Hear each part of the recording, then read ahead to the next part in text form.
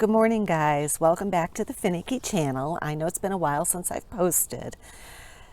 This morning's video is going to be for my professional colleagues that are looking to change from a regular pet sitting company to a cat sitting company. And I'm going to cover a few things to consider as you go forward with a business model. One of them is how to research your demographics, and the other is what your value proposition might be.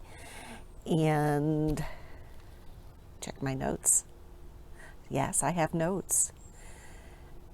What your competition looks like and what kind of competition to look for, and how to consider your ideal customer and what they might be.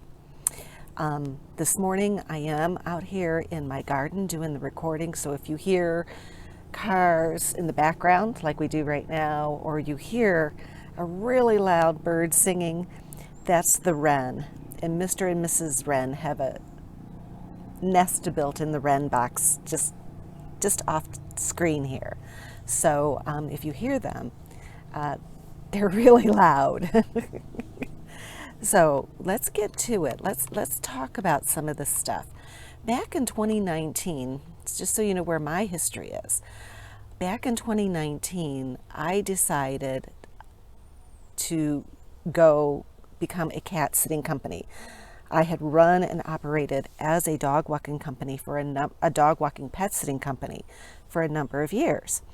And the thing that really caused me to decide to go in a totally different direction was I had done a financial review, and I also did a review of my reviews on Yelp, Google, Facebook, all those kinds of places. And I found that it was not the dog clients that were leaving me reviews, it was my cat clients. I have an audience. That's the wren. So it was really important to me to hone that down. I'm actually a cat owner. I don't own dogs. I grew up with dogs. Our family had dogs. Everybody in my family had a dog, just the way it was. But I ended up being the cat lady. And really enjoy the company of cats much more than anything.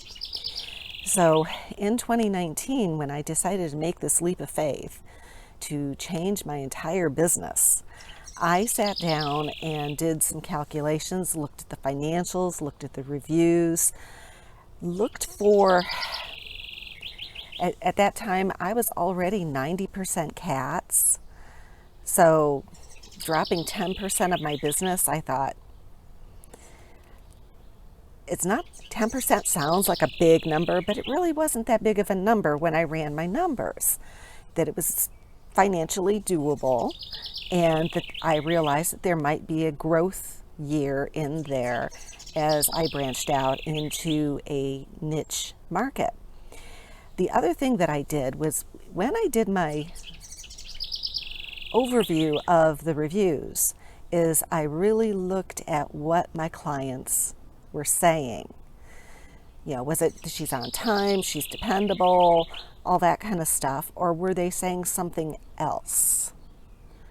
And in my case, I was able to identify that my clients were actually saying something else. They were using keywords like knowledgeable, dependable, but really the big key word that came up was knowledgeable. She really understands cats.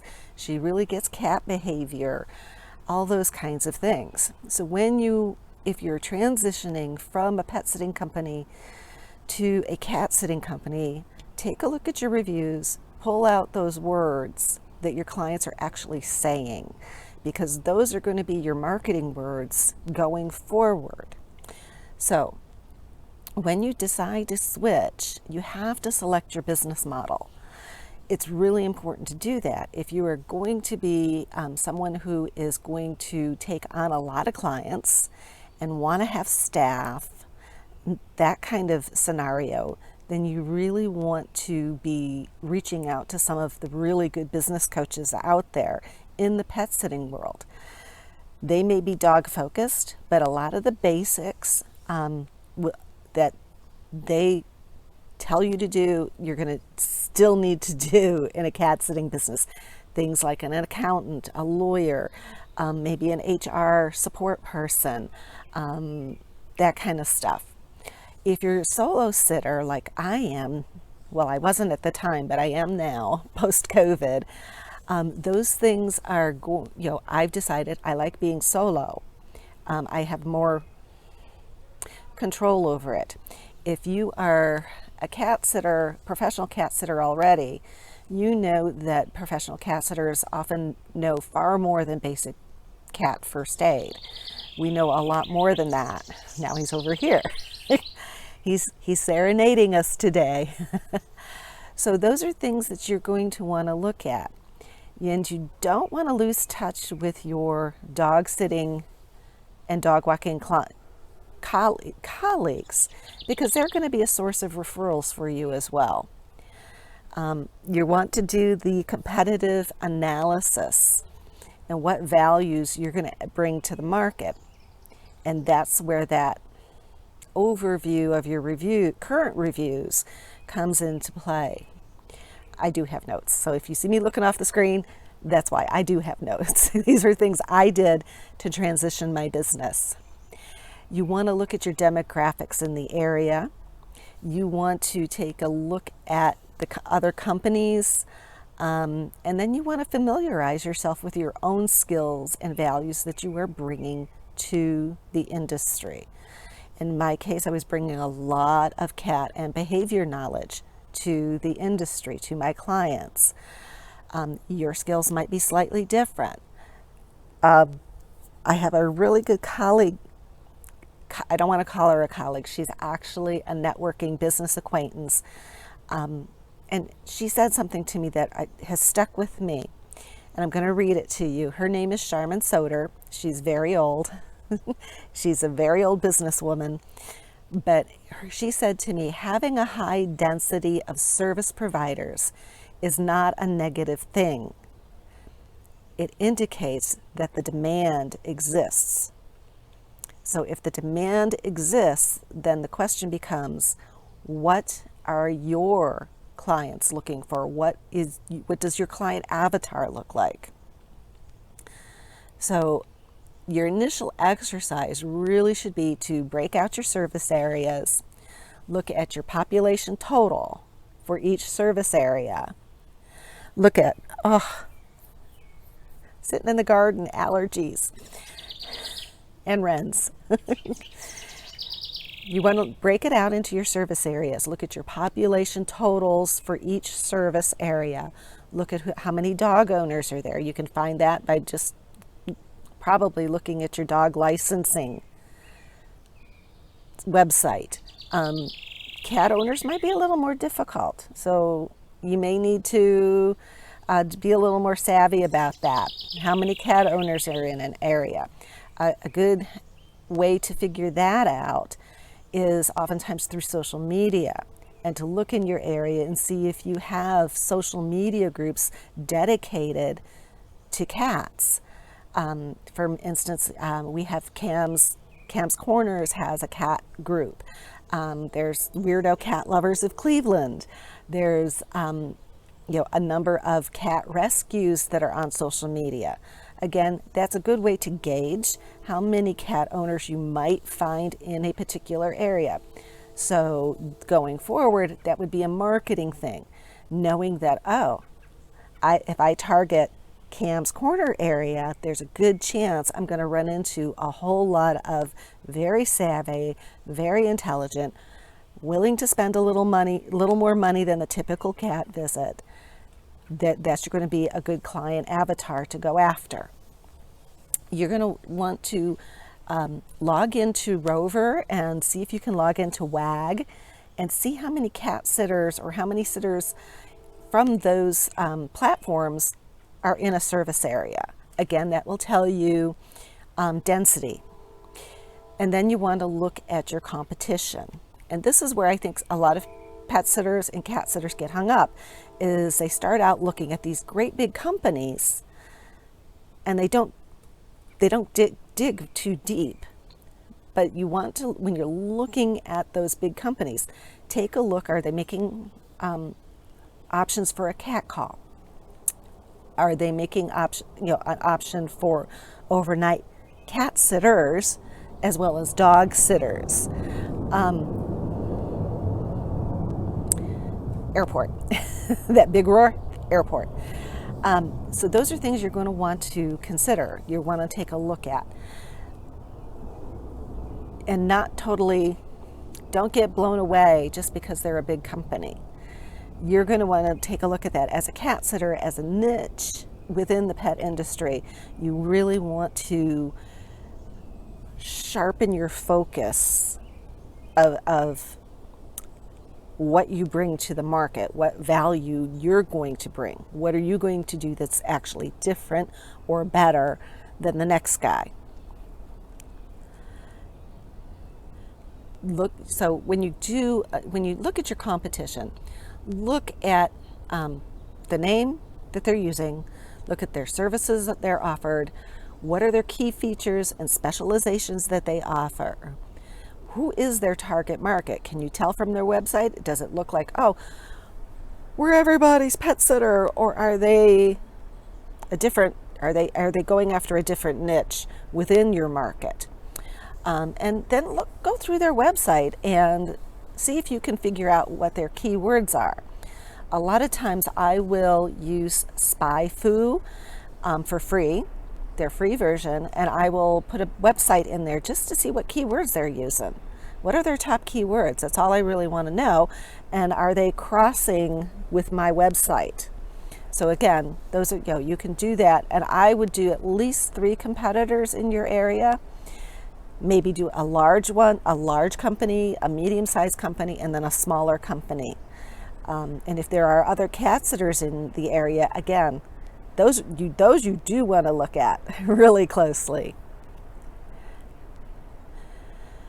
Again, you're going to need to decide who your ideal client is. For me, to make it work in my market, I had to decide that I was going to go after the affluent client. I was going to market to the affluent client. I was going to appeal to their core values and what they needed. So for me, it was, I'm looking at CEOs, entrepreneurs, doctors, sometimes celebrities, sometimes baseball player families, football player families. All of that class of people really, they want their pets well taken care of, but they also expect to maintain their privacy and security. So that, in order to do that, then my website and my interior marketing has to cater to those values that they hold. Also, in some cases, being available on a whim becomes important for them, because all of a sudden they get a call, or they go on 24-hour call, or they get stuck in an airport, that kind of thing. So we have to be more flexible, both with our time windows and with some of our policies at times, that we have to be a little more flexible, and that's built into my business model to accommodate that. If you're going for a typical middle class family, you may not need to be that highfalutin. They may just be happy to have a cat sitter coming in, doing food, water, litter box, spending a few minutes playing with the kitty, and they're done. My clients, my business is set up a little bit differently to cater to a different kind of client. So you want to go ahead and maybe you can set up a mood board or an avatar board and start putting up little pictures that you're finding of what you think your clients might be like. Where do they vacation? Where do they spend a weekend getaway? Where do they go out to eat? That gives you a better feel for what kind of business model you want to put together, because that they're going to not want to gravitate to something that it may appear lower than them or higher than them. And you want to ask yourself why you think their cat is so important to them that they're going to hire a cat sitter, that they're going to hire a specialist. Does their cat have special needs? Do they need a pet sitter because the cat needs medication? Again, those are things that you will look for, what you think your client is going to need, and that all becomes part of your value proposition. And of course, a value proposition is the ability to effectively communicate your unique propositions is going to be crucial for your success and your growth of your business. While having a brilliant idea is good, you have to be able to provide that compelling answer to their questions. So think that through. Those questions in the cat sitting end of the business are a little bit different than the regular pet sitting business. In the eyes of the public, anybody can do cat sitting. Therefore, it's going to be imperative to go beyond simply expressing your love for cats. It may be able to, you're going to want to be able to articulate your why you do cats, why cats only. If you don't know how to do that, you might take a look at of some videos from Simon Sinek on the golden circle, and then apply that, and that will really help you hone in on what this business model might look like. If you liked today's information, if you liked today's video, give me a thumbs up. I will really appreciate it.